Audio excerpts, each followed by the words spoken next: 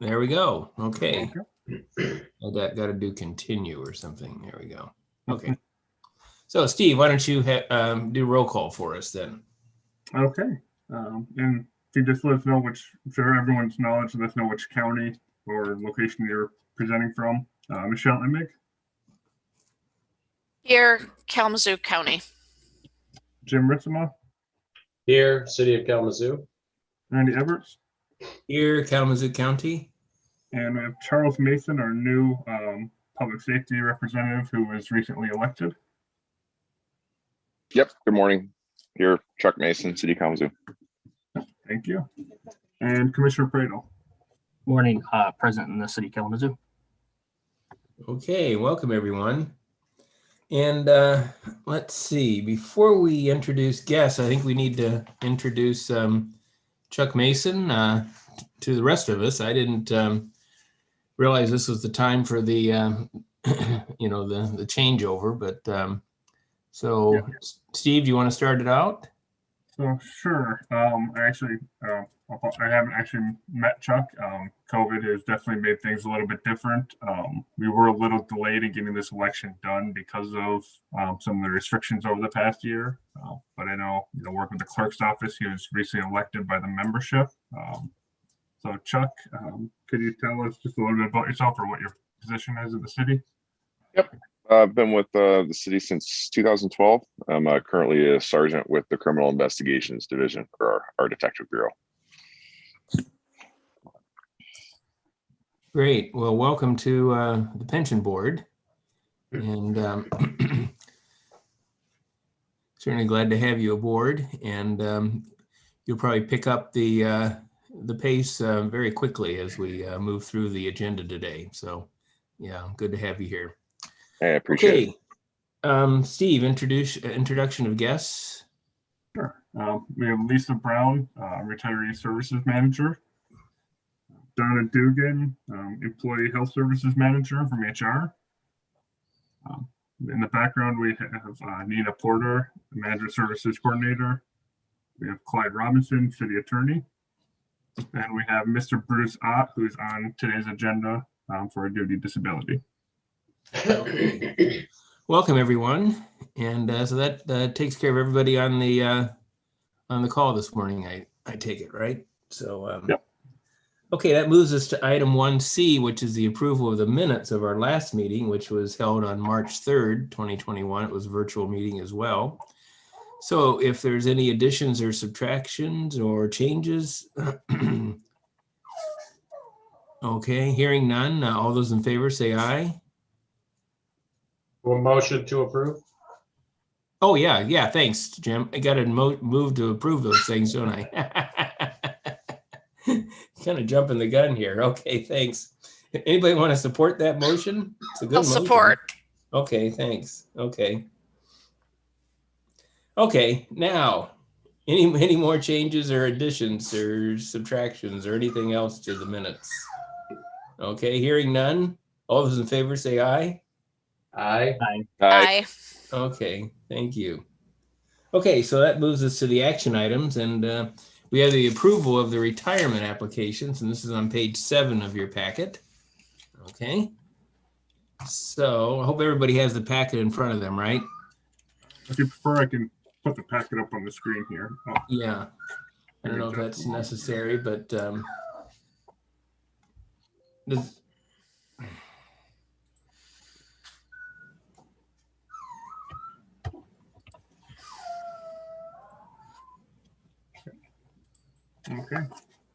Okay, great. So it looks like we have 5, let's see, retirement applications here. And could you just tell me what DROP is, D-R-O-P? That must be more than just drop. Deferred Retirement Option Plan. It's available for public safety administrators. So this one, you can see the date here, 6/23/20. That's when his application started. We had to go through city commission approval, city manager approval, and then also just some gathering of information to, be able to calculate out based on his elections there. So it's a bit of a process, takes a bit of time. And so then, now we'd be bringing that one forward today for approval from this board. Okay. Now, is this one that is paid out on a regular basis, or is it a lump sum, or how does this work? How does it? So the employee continues to work for the city, and then upon their full retirement, they would then get a lump sum of the amounts deposited into their drop account while they were continuing to work. So the normal pension payment would go to a drop account, and they would stop receiving additional benefits beyond the date that they entered the drop. I see. Okay. Thanks. I appreciate that clarification. I wasn't quite sure what that meant, so probably the only person here, though, that doesn't know about that. Okay. Any other questions or anything you want to comment on, Steve, about this list?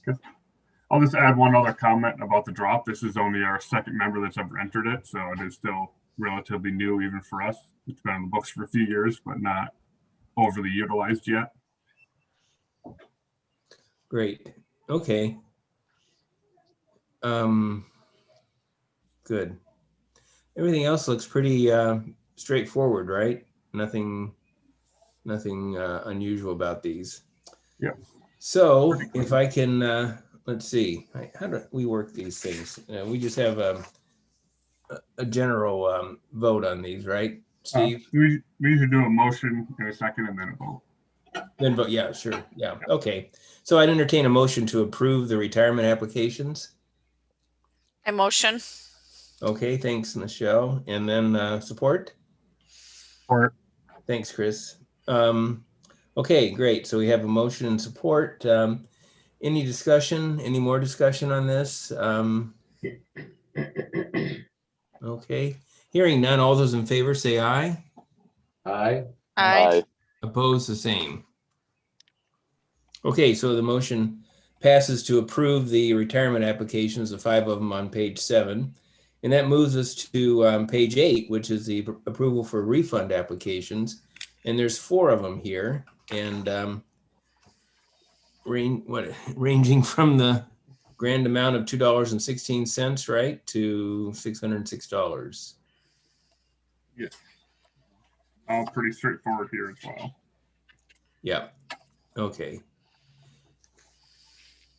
Now, it looks like kind of a cleanup, right? In terms of making sure that, everybody and this is probably their own contribution, or this is the amount of money that they contributed into this. How would we view this, Steve? Yep, for non-vested members, when they leave, they have the option. We distribute their contributions to them. So it's just really them getting their own money back out of the system when they leave. Okay. They're not vested. Great. Now, we're not subject to any ERISA penalties or ERISA fees or anything like that, are we? We are not.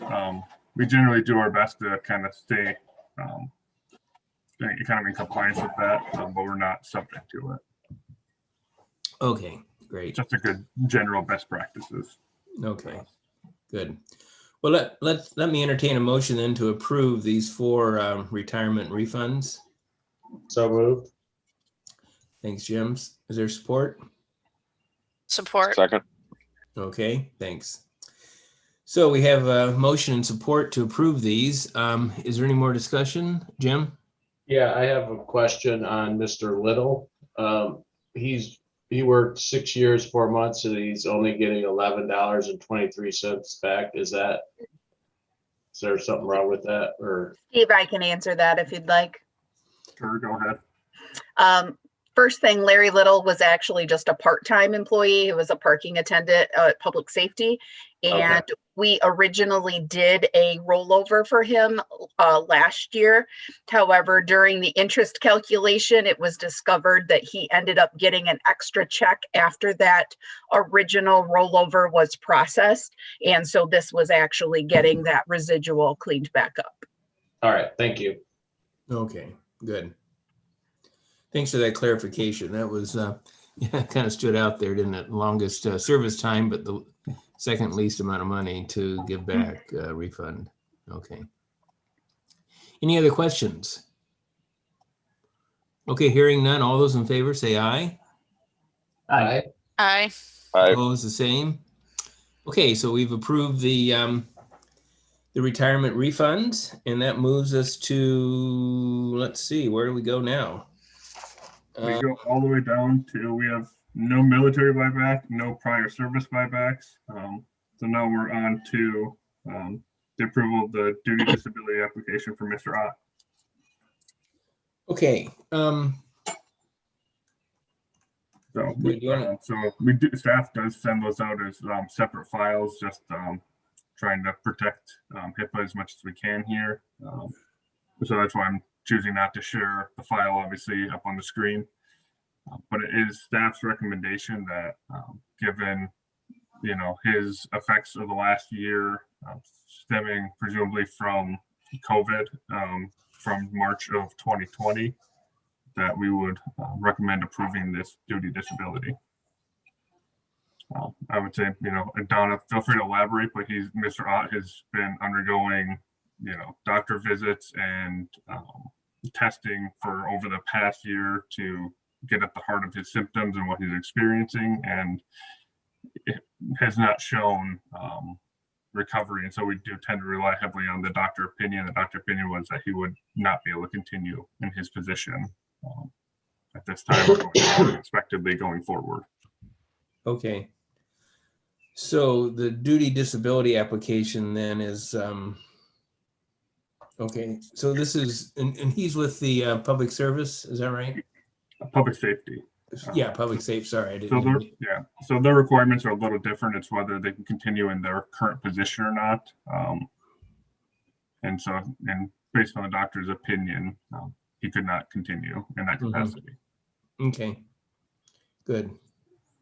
All right, so let me first entertain a motion then to approve this duty disability application. Is there a motion to that effect? I so move. Thanks, Chuck. And let's see, is there support? Support. Thanks, Chris. Yeah. Okay. Any discussion on this? Steve presented it. Is there any discussion on this, Jim? Yeah, I just want to thank Mr. Ott for his service to the city and the community. Very sorry that this ended this way, but really appreciate your service and wish you all the best in retirement. Thank you very much. Yeah. Randy, I just want to echo the same as Jim, just on behalf of the commission as well, just to thank you for your service as well. And again, sorry, these challenges have arisen in the last year as well. So thank you so much. I appreciate it. Yeah, very difficult, very difficult thing to deal with and overcome. So our best of luck to you, Bruce Ott, and certainly appreciate all the work you've done for the city as well. So, okay. Thank you. I guess with that, let's vote on this, okay? Okay, all those in favor say signify by saying aye. Aye. Aye. Okay, opposed the same?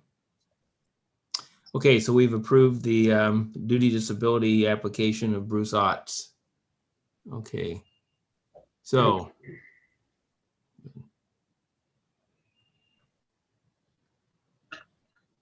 And then we're on to the information items, right. starting with deaths. So we got three of them, right? 3 pages of these. Yep. So here we have the deaths from the system. Quite a few new hires in the past couple of months.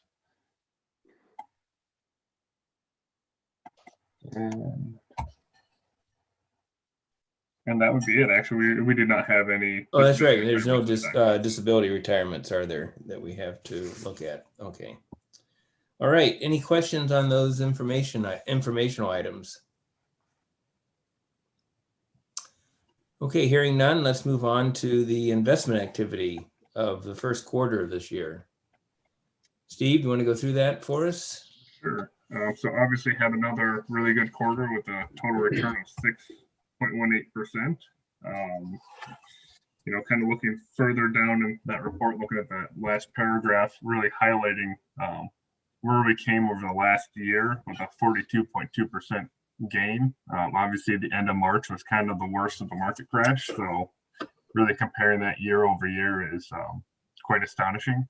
There was, I would say, great discipline and no panic by the investment committee. Just to put that into more real numbers, the pension system assets at 12/31 of 20 were 704 million.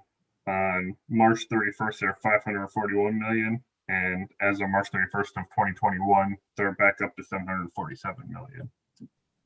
So quite a swing there, but we've still continued to achieve our overall goal of continue meeting our actuarial assumption return of 7.25% and even well exceeding that overall. Kind of highlighting that, I always like pointing to this chart here where you can really look at we've had 4 consecutive quarters of gains since that significant dip there. So we have the rest of the report. Randy, is there anything that you'd like to highlight from the report or from the investment committee meeting? Well, I think you mentioned it in terms of maintaining discipline, which has been very important because, you can get excited about certain dips and want to, change your allocation and do some, perhaps some, in hindsight, some crazy things. But fortunately, the investment committee, stayed its course. And one of the things that we found that sometime during the fourth quarter of last year, the market seemed to change its, I guess, what do you want to call it? Just its approach. And that is, instead of dealing with a very narrow number of growth funds like Apple or Microsoft or those types of funds, it decided to go back to value, which was something that we had, used throughout most of our, how many years here? 82 to 2020. We've always had some of the value tilt and a small cap tilt. And so that really served us well. We, if we had moved away from value, we wouldn't have been able to, pick up this, this latest increase in returns. And so I think you'll see here on this page that Steve just pulled up that if you look at some of our value stocks, like even large cap value here, that's done so much better than, some of the other, I guess we go to the next page. Just looking at everything else on Yeah, here we go. Here we go. Yeah. You can see value is, what was it? For a year, our small cap value fund increased 111%. That's double in a very, very short period of time. And micro cap, which is our small, very small group of funds, 98% almost doubled. And so you can see how the market really changed dramatically from focusing or concentrating on just a few large growth stocks to a much broader based value and small cap type of, of value. So anyway, we were very pleased to see this. It was a long time in coming. We kind of took some hit. Well, we didn't take some real hits, but we did in some ways over some, a couple of years. But you can see that even with this, let's see, where are we here? Well, 1 year looks great. The 3 years is what was still lagging behind because of the, the growth spurt that was taking place in the market. But, even with that, if you would compare the 3 year now with the 3 year maybe last year at this time, this looks so much better in terms of meeting the benchmarks that we have established for these particular fund managers.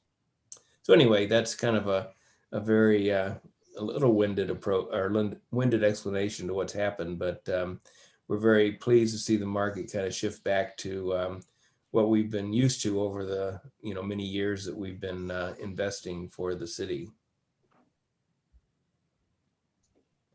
Any questions? Okay, hearing none. Steve, why don't we move on to the let's see, the actuarial study that you... Yes. So just I guess probably easier for me to do it this way. So the city worked with our actuaries at GRS to perform a study, kind of an update to the 2013 plan for the early retirement initiative. And a lot of things have drastically changed over that time period. We've obviously gotten some amazing support through FFE funding. I'd say the property taxes have started to get back to normal. Well, not at a great pace, but I'd say better than what was anticipated back in 2013. Combination of Headley and Proposition A really limit our upper level on property taxes. So we're really counting on growth and resale where the value of a property could uncap. But back in 2013, when everything had crashed and we saw particularly home values significantly decrease for a short period, it was concerning going forward. But like I said, a lot of that had been better than expected. And so we did have the ERI initiated back in 2013. And kind of what I want to point to, and maybe I'll put it up on the screen here, I just don't want to go back and forth and make everyone dizzy. We kind of prepared this study based on looking at where we are today with staffing compared to where we were in 2013.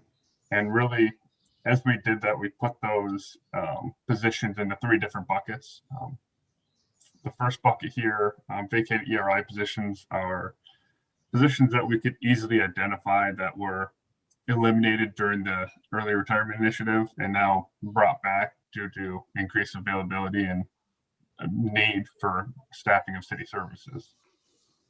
We have additional positions undefined. A lot of things changed over the years. There were a lot of reorganizations of different departments that were hard to pinpoint if this was a replacement of an ERI position or something new that was needed entirely, or maybe some combination of both. And then finally, just kind of like those unconsiderable additions back in 2013, there has been some additional staffing for FFE or other initiatives such as our call center that were, either just not anticipated or unable to be anticipated back in 2013, or just not at that time part of what was expected of government. So we do have some increase related to that. So kind of going through that with the positions that we've added back, we kind of took as of today's positions and then did our best to calculate back as if they were brought them back to 2013 and compared what our current staffing looks like compared to what the anticipated staffing at that time was expected to be based on that plan. So based on the ERI plan, our normal cost savings were about $958,000 per year. You can see these different buckets, you add them together.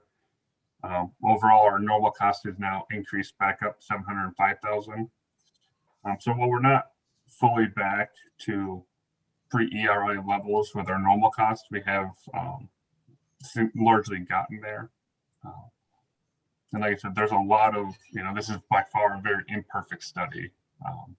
Perfect study, I think it would take you a huge team and at least a year, if not more, to go through all of this. But we did the best we could with the information we had. And, just kind of looking at this, it just shows that, we have increased our staffing, but we're not quite back to those levels yet. And, so the full ERI plan, I guess at this point, it's fairly safe to say will not be fully recognized, as that plan was, created on the basis of leaving those positions fully vacant for 70 years, which, just with the changes in city funding, it just has not been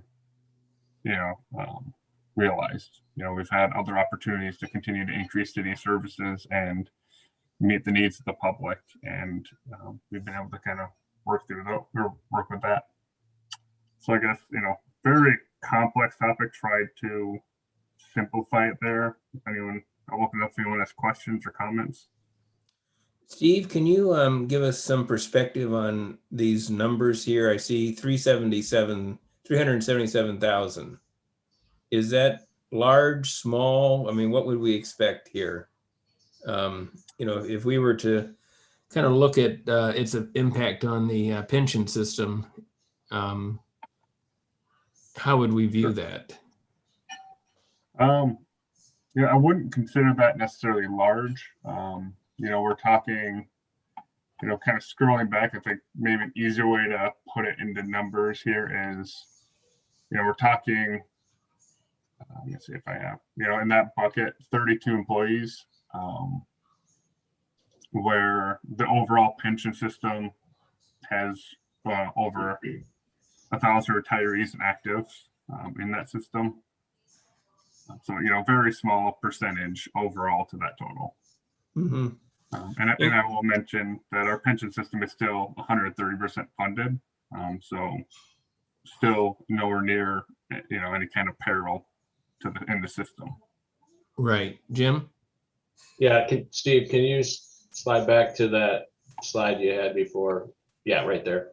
So this is the change in normal cost of 377,000. Okay. Is that per year or over the period of 2012 to 2019? So that would be per year. So over, that was just taken as of 2019, what the increased staffing normal cost. So, this obviously took us 7-8 years for the staffing to kind of implement. Okay. So it didn't all come at once. So if we were to kind of go through year by year, we'd more accurately be able to look at the individual increases by year. Thank you. So you're saying the 377,000 is each year between 2012 and 2019? No, I'm saying that's the increase as of the 2019. So if I were to take 2014, 2015, you would have a much smaller portion of that would eventually get to 370. Sure. Okay. Yeah, no, that's what I took this to be, the entire aggregate amount. Yeah. Right. That was my question too. It's the entire period. Yeah. Yes. Yeah. Okay. And they and a normal cost is what? It's the cost to the city, right? Minus what the employee contributes. Correct. So it's kind of, the normal cost is kind of reflected as the 1 year expense per employee to fund that employee's future benefit. So, every year an employee has a normal cost that can change based on their years of service and their salary level. And so, as that person potentially sees salary increases, their normal cost would also increase with that. So as of that moment in time, that was the normal cost for those employees for that 1 year. Gotcha. Would be expected to be contributed through employee contributions, investment earnings. Again, going back to the investment committee, they've done a wonderful job. We haven't had to make a city contribution in a long time. But if we ever had to, that's what that would be. Okay. Yeah, and I was looking at this, if you add those three numbers up, right, it's around what? It's a little less, is it south of 700,000? Oh, it's 705,000. 705,000, so right at 700,000. And, in terms of what, we have 800 and, how many millions of dollars in the fund right now? Because I always get OPEP and... the pension system has, I have that number here. I just want to make sure I get it right again. 747 million. 747 million. And we're 132% overfunded, you just said, right? Yes. Yeah. And so, in a little blip each day, we gain and lose at least this amount. And so, I didn't see this to be very significant for the fund. And maybe others I don't know how others would view this as well, but I didn't see this to be very significant. Yeah, I would generally agree with that. but it just kind of goes back to, back in 2013, there was a plan, but circumstances have largely changed since then. Yeah. Allowing us to do other things. Right. Yeah. So, yeah, and that was a whole nother world back then too. We were coming off of the Great Recession, and things were, as I think you said or Jim said, without FFE, it was a whole different approach to, how we were going to fund the city. So, and there were some real deficits going on here too because of just the nature of the recession. Yeah. Okay. Are there any questions? I think kind of dominated the conversation so far, but Chris, Michelle, Chuck, anybody would like to step in and ask a question about this? The reason this came up was that, that was a concern by some people who were part of this way back in the, 2012, 2011, putting this together. And they were concerned that, perhaps we were, what do you want to say? The cost to the pension program was, getting to be too severe, but I don't think that's an issue here at all. And I'm glad that we did the study, and I'm glad, Steve, that you took the reins on this one for us. And this is what came out of it. So, yeah. So any comments? Anybody else would like to weigh in? Okay. Steve, how is this going to be disseminated to the, principal individuals that were involved in this thing, who really raised the question, I guess, at the beginning? I've been working with some of those individuals and have shared this with them. Okay. And we've Okay. also shared this report with a little bit of background to the city commission as well. So Okay. it is out there quite a bit. So okay, so Today this was isn't kind the of first. This isn't the first time you've seen it, Chris or others. So okay, great. All right, where are we now on this agenda? Public comment. Yep. Is there any public comment? There are no public comments at this time. Okay, thank you. Clyde, anything happened since our last meeting? With respect No. to- okay, so we're still in the virtual realm here until further notice, right? For the time being, yes. Yep, okay. So we have future meetings listed here. So September 1st, 2021, we'll just have to see what happens if we're going to be in person or virtual again. And let's see. I guess that's it. Everybody we have the dates in front of us. We just don't know where we're going to be meeting. If it's going to be here on the on Zoom or if it's going to be actually in the city hall. Okay. Yep. So We will keep you just posted stay on tuned. Don't go too far from home on this one. Mhm. Yeah. Let's see. Let's just go around. Any questions or comments from anyone that? Yeah, Chris. Yeah, this is maybe more of a question for Clyde. If we ever have a duty disability type case like that came up, I mean, obviously this is unique that it's virtual, but is that something that warrants we can go in closed session for that, given that's, a medical and personnel type matter? No. Okay. So it has to remain public. Yep. Now, just along those lines, am I right that we've had more information to look at than in the past for others than we had for this one? Or not? No, I think we disseminated a full file. Being virtual, we've disseminated a file separately from the actual packet. Yeah. And I definitely appreciate that. I just, it just felt a little uncomfortable. Because I wouldn't want to be in that shoes on a public meeting broadcast live on Facebook Live, but that's maybe not something we can avoid. So, and I mean, obviously it's different when we're in, City Hall where it's not broadcast live on Facebook Live, but I just a thought.